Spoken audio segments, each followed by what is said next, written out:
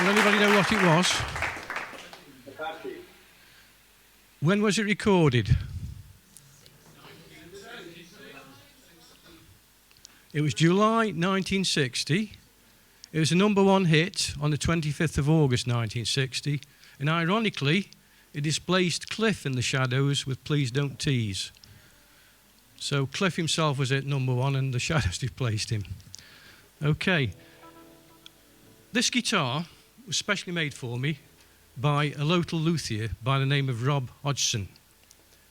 He's a very talented luthier, and I want to just talk a little bit about the composition of this guitar. There are essentially 3 woods in it. There are more than 3 woods, but mainly 3 woods in it. There's an alder body, there's a maple neck, and there's an ebony fingerboard. Tuning pegs at the top, because invariably metallic strings or even nylon strings go out of tune, depending upon ambient weather conditions. There's a nut at the top, which is made out of bone. There's a bridge at the bottom, which is usually metallic. And the setting between that bridge and the nut is critical. If the strings are too far away from the fretboard, then it becomes difficult or even impossible to play. If the strings are too near the fretboard, you get a lot of buzzing. And to play a note on the guitar, all you simply do is either play an open note like that, or put your finger just behind the fret.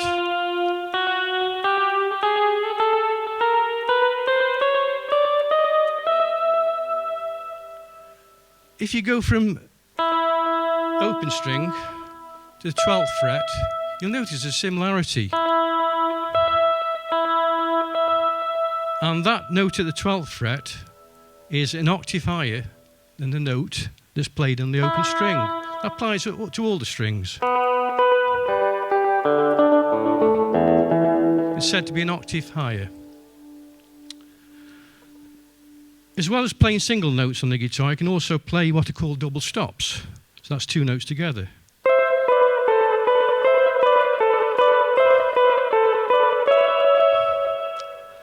And as well as double stops, you can play chords, which are 3 or more notes played together.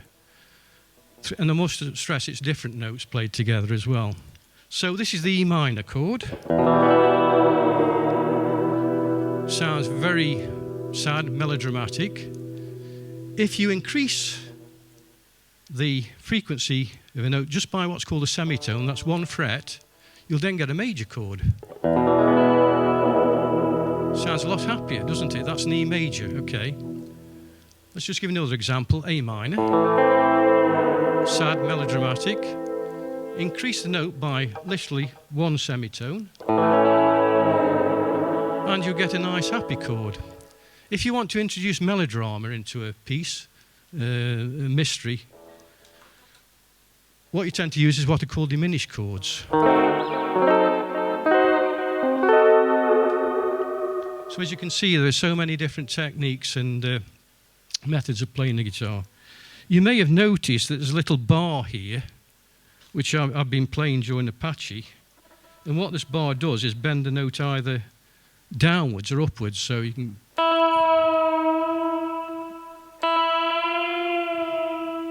And it's a very effective way of introducing something different into a piece.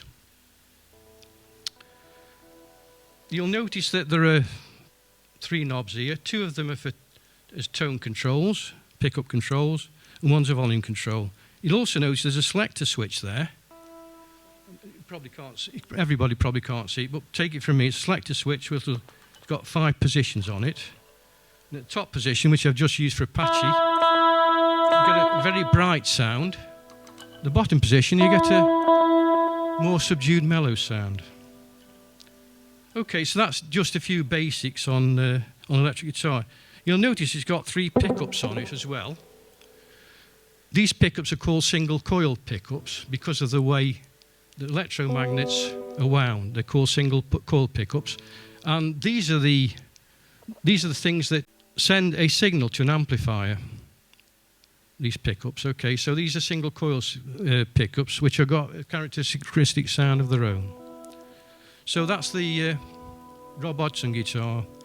I could spend hours talking about it, but I don't want to bore you with any further details. Right, the next guitar I'm going to go on to is a Gretsch. Okay, just bear with me. Now, if you look at this guitar, there are many similarities to the one I've just been using, but this has got a different sort of a whammy bar, tremolo arm on it. So it does the same sort of thing, it bends notes. And it's also got different pickups on it. This has got what are called humbucker pickups. And they tend to have a little fuller sound. I'm not going to say a better sound, but it's a fuller sound, okay. There's a selector switch on there, there's volume and tone controls on it. Right, that's all I'm going to spend talking about this guitar. Oh yes, the woods. Just let's finish off the woods. The body of the guitar is maple. The neck of the guitar is maple. And the actual fingerboard of the guitar is laurel. So it's different to the woods which are used in my guitar.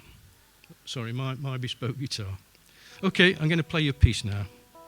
And it's called Rockin' and Roll. It's something I wrote myself.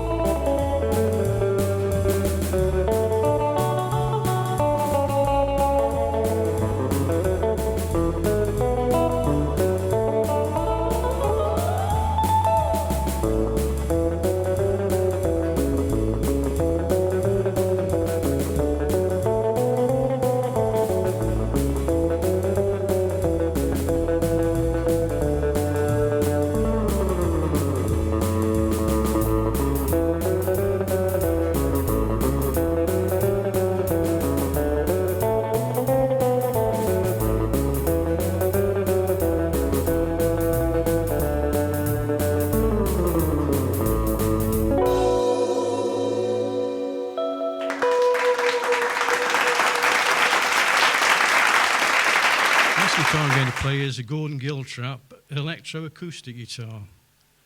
Very different to the two electric guitars I've just shown you. It's got a hollow body. The neck is wider. And it's got a microphonic pickup inside instead of a electromagnet. The piece I'm going to play to start off with is one I've composed myself. It's called Rioja, which is named after my favourite tipple.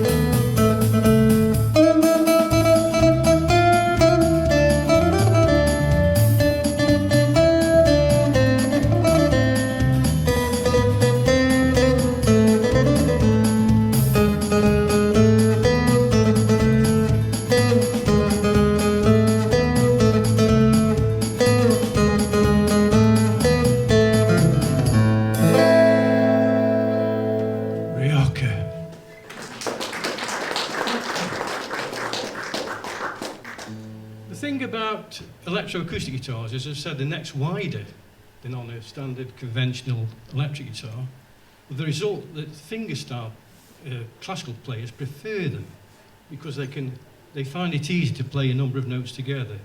So I'll just give you an example of a classical piece.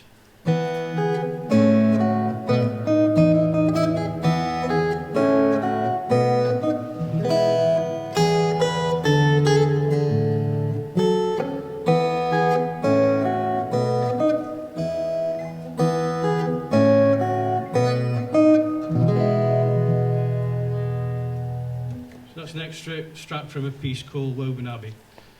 Flamenco guitar players also like these wide neck guitars for the very same reason, because the techniques are similar to classical guitar players.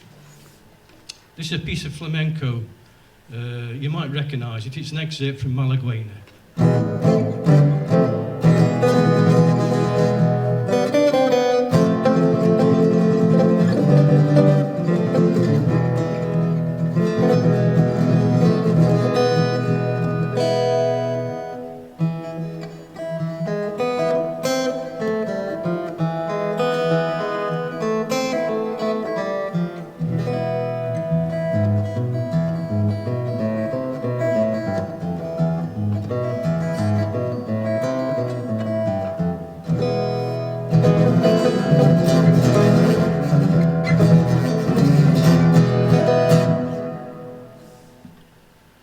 That's it.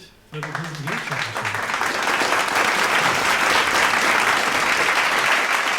next guitar I'm going to play is a 12-string guitar. As you can imagine, you need a three-threaded wheat to play this because it's got twice as many strings on it as a conventional guitar.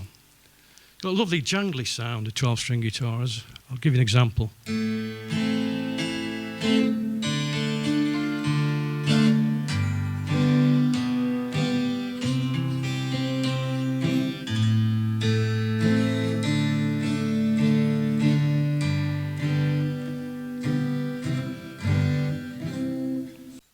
Play a little solo on 12-string guitar. Bert Whedon composed something called 12-string shuffle. I'll just do an excerpt from that as well.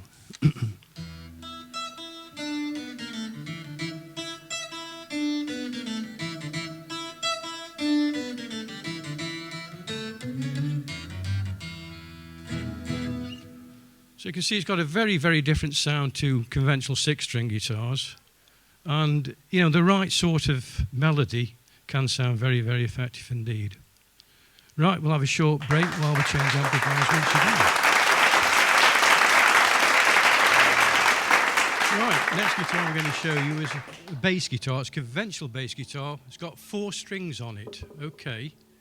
And you'll notice the strings are very thick compared with the strings on the electric guitar, the 6-string electric guitars, and the acoustic guitars as well. You'll find that, as a general rule, the thicker the string, the deeper the note, the lower the note. So that's a bottom E. That's a B. I'd like to just play you an excerpt from one of the old Shadows pieces called Nivram. And Jet Harris was the bass guitarist with the Shadows at the time. And a very clever bass guitar player, years ahead of his time. So this is just a very short excerpt from Nivram. This is the bass part.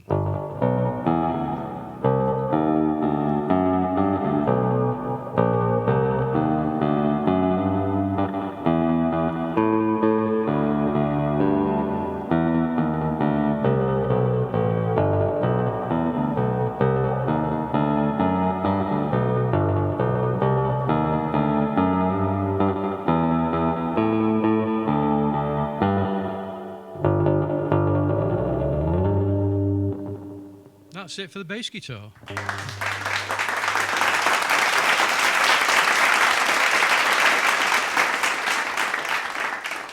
The next instrument I'm going to play is a 6-string bass. I'll pick it up and we'll have a chat about that. You'll notice again that this guitar has got thick strings on it, but they're not as thick as that 4-string bass. And if you remember, I was talking about octaves when I discussed my bespoke Rob Hodgson guitar. So a 4-string bass is actually strung 2 octaves below a conventional guitar. This particular bass, the 6-string bass, is only strung 1 octave below it. So the bass strings aren't quite as deep.